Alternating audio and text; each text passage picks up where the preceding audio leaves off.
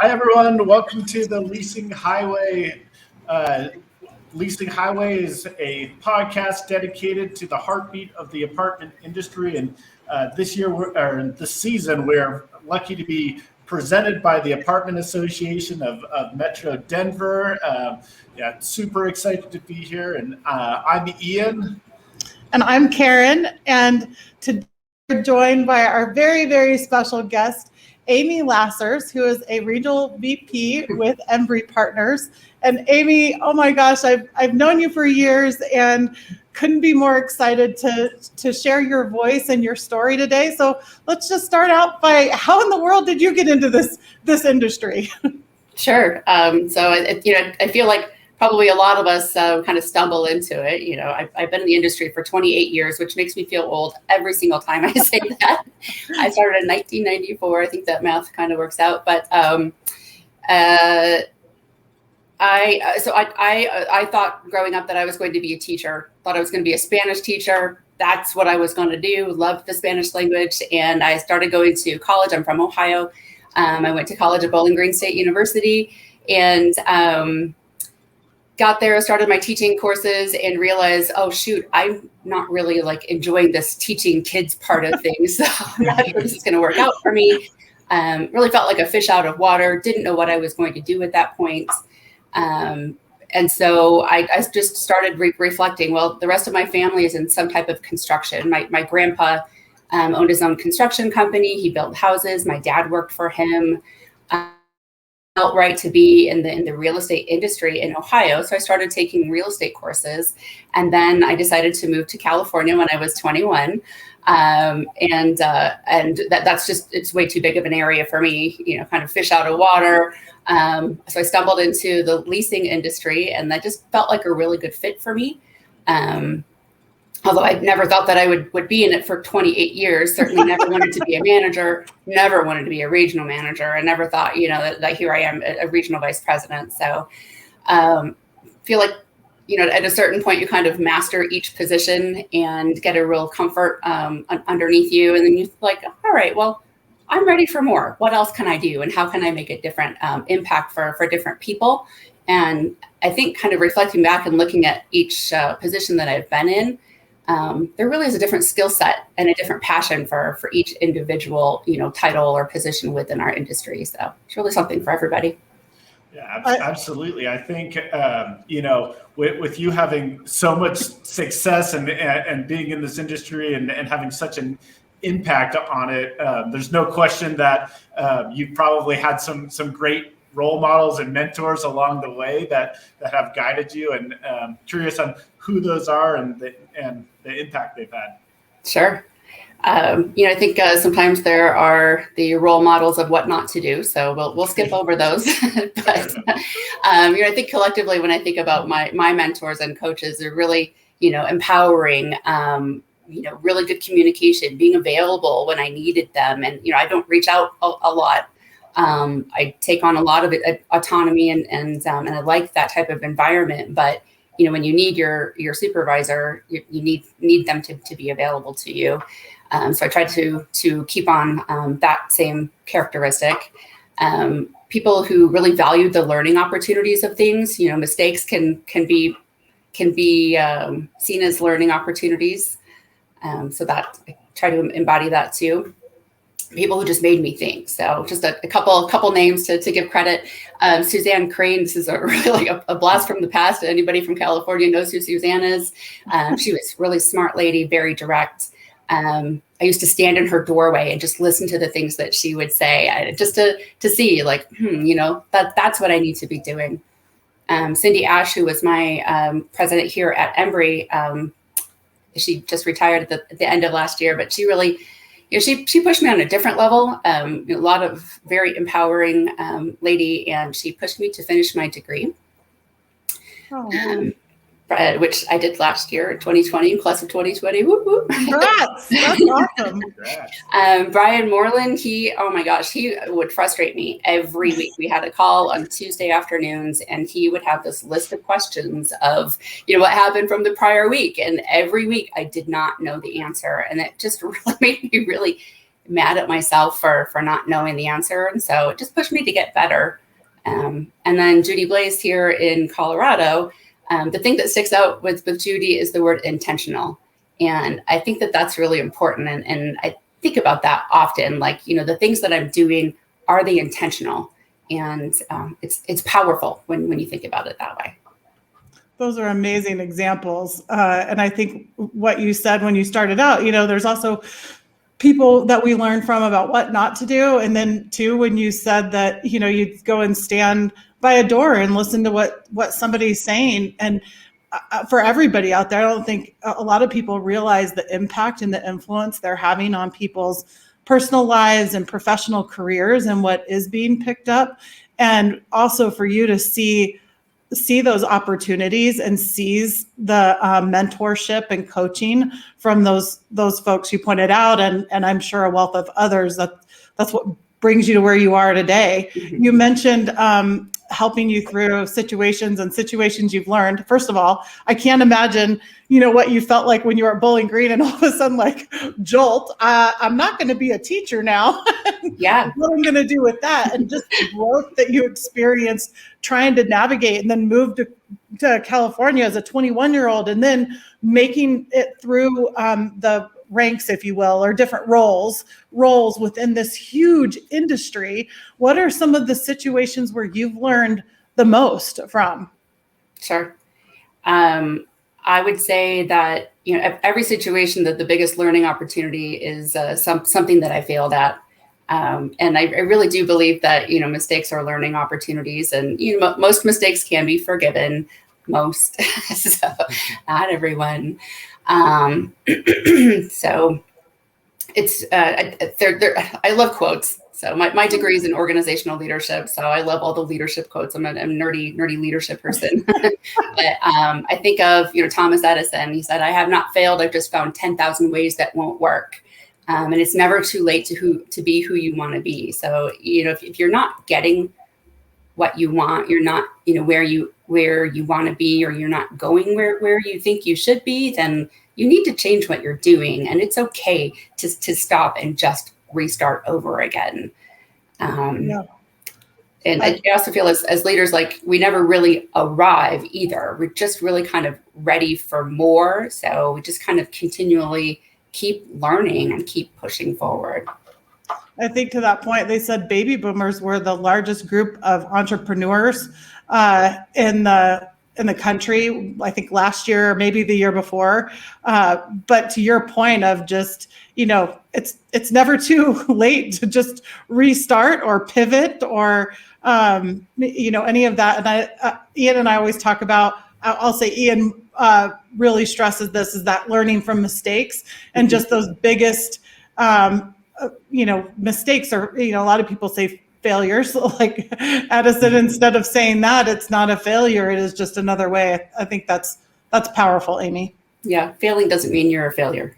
Right. Absolutely. I find that there's always, whether, as long as you try hard and fail, there's generally strategic byproducts that you'll get that something else out of it that will inspire your greatest success. And so learning to embrace that failure and embrace the risk to put yourself out there, even no matter if you're later in your career or earlier in your career, take some of those risks, because I think when, for me, when I look around at mentors and things, for me, there are very few who haven't messed up and haven't used that as the catalyst to get where they are. And so I think that's just such amazing advice. And on that note, really, you have for a while now had to be inspiring these on-site teams and figuring out that balance of leadership and how to actually make them succeed. And curious for what you see as the reasons for success for your on-site teams and what advice for them. Sure. I think right now, I think it's a lot of empathy for our teams. Our teams are working so hard. I think there's shifts kind of going on in customer service and in general, not just in our industry, but in so many customer-facing industries. But our teams are really facing some challenging situations, and the customers are expecting something different from us. I think customers can also be kind of abrasive to our teams, and that hurts my heart. I hear things like, "You're a joke," or "I hope you get fired," or "I hope you get COVID and die." And I mean, those are the things that our teams are hearing, and that's terrible. So our maintenance teams, they're out there, they're working out there tirelessly every day. They're hardworking, they're resilient, and just when I think our teams can't take on more, they do, and they do it with. They do it with a smile. They do it happily most of the time. So sometimes there's a voluntolding, but I think what we do is we do a good job of connecting our teams. And when I came aboard at Embrey, that was really one of the things that I wanted to do, was connect our people. And so, whether that was via personal in-person meetings, or even just conference calls or Zoom chats. Even before COVID, we were doing those things. So I think, when you have that community that you can rely on and lean into, you can share your experiences. I think that's really very helpful at every level. And I think that the culture of a company is extremely important too. The things that I do sets that tone and that expectation for my team of how I want them to handle things. So, I see them building the bonds in their teams and doing those same things. I think there's also when we're bringing on new team members, we're looking for those qualities in new team members, so that culture just again continues to grow. So I'm reminded of a book that I am listening to right now called "I Love It Here" by Clint Pulver, and he talks about the ABCs. So it's attitude, behavior, and character.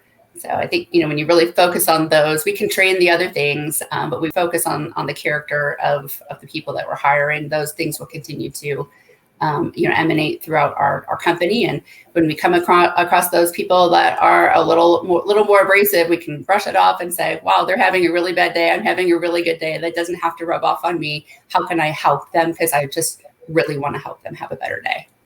Wow, Amy, you shared so much in that answer. I feel like we could have an entire session on that and how much you care for the teams and what they do experience. I'll have to touch on a couple of it when we come back. Let's take a quick commercial break, and then we'll be back and hear more from Amy.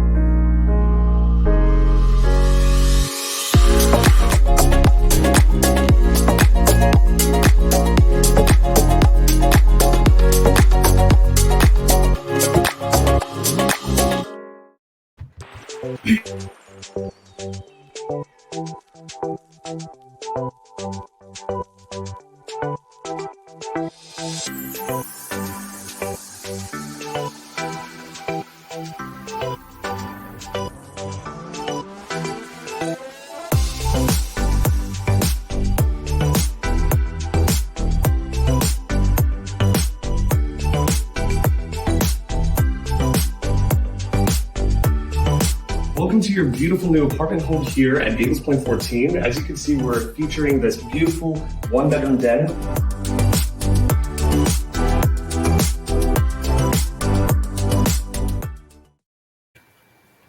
Welcome back. Amy, going into break, just the connectedness you shared about knowing what your teams are going through is just so powerful, and it's a good reminder what our teams do here from prospects or residents, and just what they do go through. So your support and your coaching of those intangibles is really, really amazing.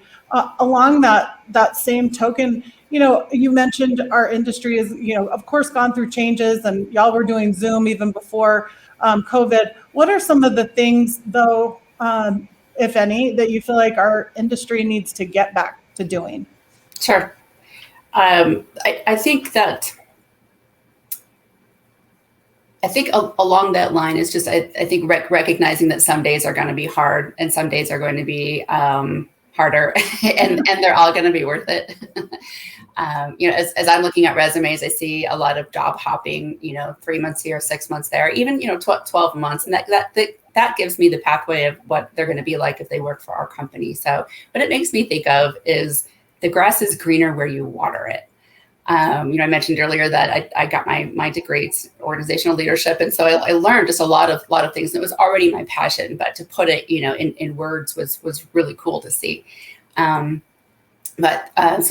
there's a thing called followership. And so you should be a good follower. So if I'm an employee, and I am a good follower, what that means is that if I'm unhappy about something or I have some constructive criticism, I need to bring that forward to someone who's in a position to help me out with that. So that would be my supervisor. I give my supervisor the feedback of what I need. If I'm telling them what I need, I'm probably going to get it. Being a good resource and a trusted advisor to your supervisor. So my supervisor recently started 10 months ago. And so I recognize she doesn't know everything from our company. I've been here for 6 years. So how can I help her in her position, which also then helps me in my position because I am then becoming, a resource for her. So again, when you're asking for what you want, you're probably going to get it. If you're not happy with something, speak up about it. It's okay. People, as a leader, I want to know from my people, what I can do to make their jobs easier. That's my job to support them. And if they're unhappy about something or they think something can be done that's better, chances are somebody else thinks the same thing or would benefit from the same thing. And then on the flip side, as a leader, the grass is greener where I water it. So I have to water my garden. I have to create that supportive, encouraging environment. Leaders are influencers. If you don't have a message that's worth following, you don't have any followers. Therefore, you are not a leader. So it's you have to take on that leadership role. You're not going to find it on your business card. It's not a title. So it's not a title that someone's going to give to you. It's a title. It's a position that you're going to take. And that leadership position is often taken without any type of compensation and any guarantee of advancement. Really no promise of anything. It's just you have followers because you're worthy of being followed. Yeah, I think really, just having that mentality that you've really echoed throughout this whole thing of positivity and just taking control of your own environment to make it positive and a good place to work, and really taking that ownership of it is just an amazing outlook on it, and something that's so easily forgotten. In this too, I'm curious. One of my favorite questions too is just hearing your perspective on your friends and family and how they would describe you, and with everything. So I asked my 13-year-old this, who texted me right before this podcast, by the way, and said, "Good luck. I'm so proud of you." Awesome. But she said creative and ambitious are the way that she would describe me. But I've also been told that I ask a lot of questions. So, and I do. I ask a ton of questions, and that can be frustrating for some people who are not used to it.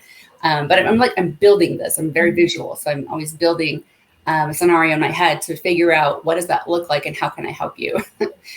But sometimes that can feel like I am micromanaging, or that I am not trusting whoever it is that I'm speaking with, and that could not be further from the case. I'm actually trying to get to a point where I can trust you, and I am empowering you, and just how can I help you?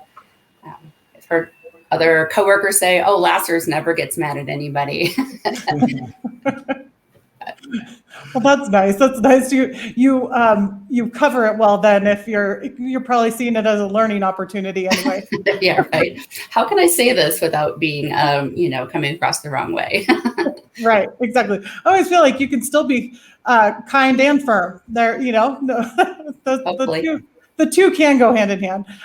Hey, so another one that we don't get to ask everybody, but it's probably one of my favorite ones, is just what is something or several things that fewer people would know about you? The Amy behind the Amy.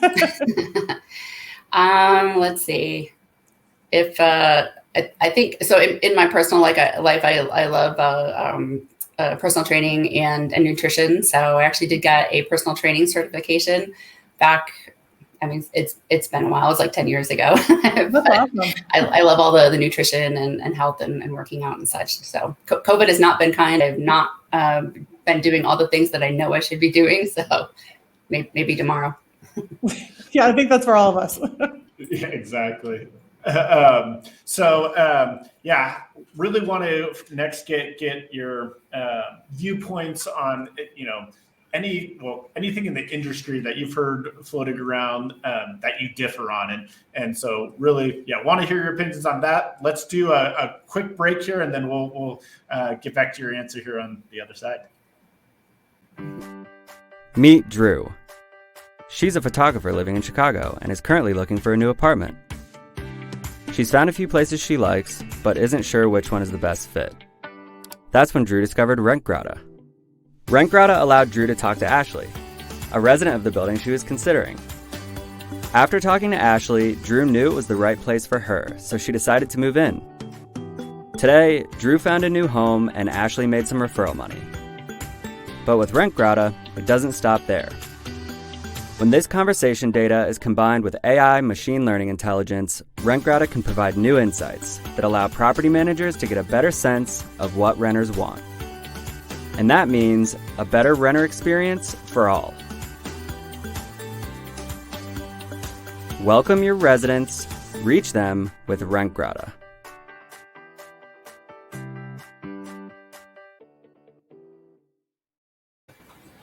Welcome back, everyone. And so the question I just threw at Amy right before we left here are there any industry viewpoints that you've heard floating around recently that you differ on? Sure. So, I think in the business world, it's really easy to focus on the bottom line or the client, like to set that's where our success lies, especially in the third party world. But I think focusing on our teams and their well-being is the we'll get more bang for our buck there. So things like making sure that they're okay, making sure that they have all the tools and the support that they need. Do they know where to find the resources that they need, and empowering them to do their jobs, kind of getting out of their way. And so I love all the nerdy leadership quotes. So here's another one for you. Richard Branson, he said, clients do not come first, employees come first. If you take care of your employees, they will take care of the clients. And I believe that. I think there's more than one way to skin a cat. Brian Moreland, actually, so he would, as much as I learned so much from him and enjoyed working with him, it seemed like sometimes it was always had to be done his way. And I thought, gosh, I can do it in such a different way. If you just let me do it my way, I'll get to the same place. And maybe in the same time, maybe faster, but at least I'll do it my way, and I'll feel more rewarded out of that, more satisfied out of that. So that's what I think is we need to get out of our employees' way. I love that theme and the focus on team, and I don't ever think we can do enough of it, and we can always get better at really fueling their souls to perform and feel good about where they are. I think you make such a great point. And by the way, I love all your nerdy leadership quotes. So I feel like we want to go back and listen to it and extrapolate all of the ones that you've shared today. Also a theme for you today, Amy, has been the on-site teams and people. So, I mean, to have that level of empathy it's been a while since you've been on the leasing floor. How do you stay connected to the leasing floor and the pulse of what's going on and really being able to be there for your teams? Mm-hmm.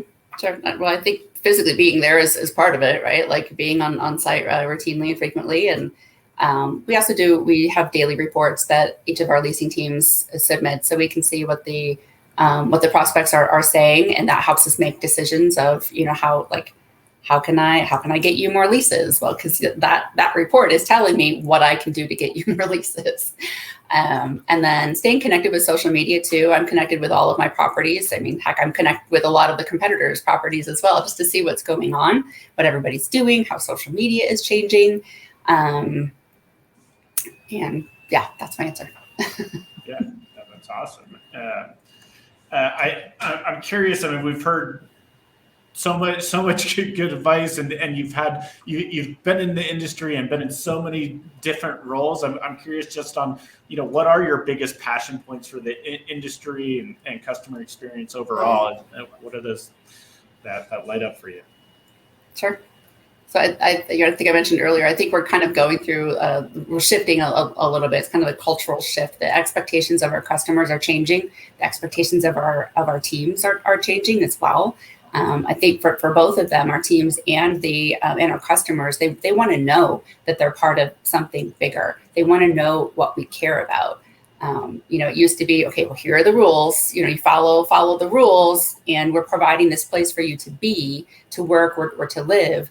But I mean, they want something bigger. So I find myself thinking about that. How can I shift and change and provide that still within the within the employee rules and regulations or the community policies, but how can we give those things and change for them? Do you share philanthropic drives and whatnot with your customers for that customer experience? I mean, that kind of feels like that's in line with being part of something bigger, right? Yeah, so there was a customer at one of our properties here in Denver, and she was asking, hey, what is your standpoint on this? And it was a formal letter. It was a letter written to the owner of our company, and it was a wake up call for me, I think. So I had to go through and tell her, well, we do this, volunteer, we do this, philanthropic, like listing all the things. And her response was, oh, wow, I'm so impressed. I didn't know that. And so, when I'm talking with our teams now, is we need to be better about patting ourselves on the shoulder, and don't be humble about those things. When you're doing, volunteer activities, whether it's individually or as a team, like we need to put those things out there so that our customers know what we care about.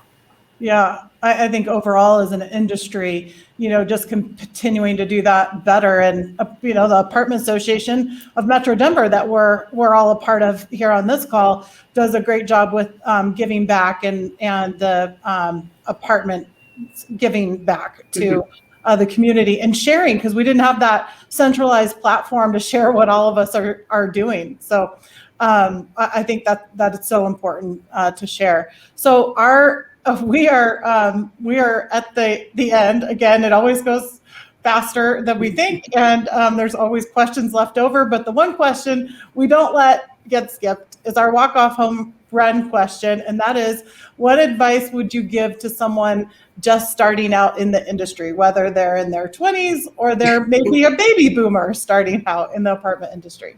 Yep. So my parting advice is hang in there, baby. Hang in there, baby. Some days are going to suck. And so here's another quote. We don't grow when things are easy. We grow when we face challenges. And so it's just, I walk alongside my team and find that person that will walk alongside with you to go through the hard days, because it's worth it on the other side. Amy, thank you so much. What you've shared today, and just the warmth and care for the teams that you've shared, and your company is lucky to have you. Our industry is lucky to have you, and we're honored that you joined us today, and just for all that you shared, including the quotes. So thank you so much. Thank you. We'll see everybody next Tuesday. We have Heather Sandoval with Graystar joining us next Tuesday. So tune in next week. And again, Amy, thank you. Yes, thank you, Amy. Bye. Thank you, guys. Bye, everyone.